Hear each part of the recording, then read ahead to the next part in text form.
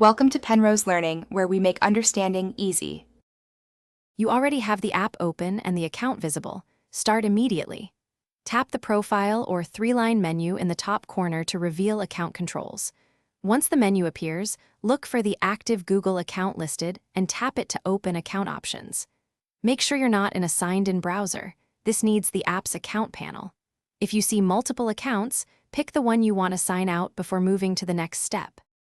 You'll now perform the sign out action inside the account panel.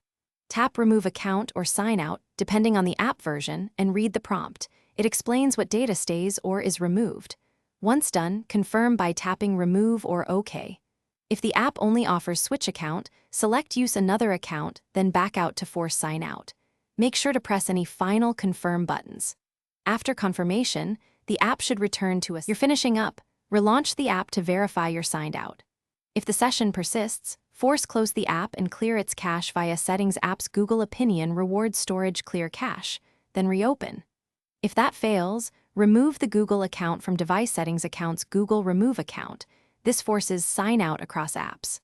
One troubleshooting tip: if you remove the account accidentally, re-add it via Settings accounts to restore rewards data. Otherwise, contact Google support through the app for account issues.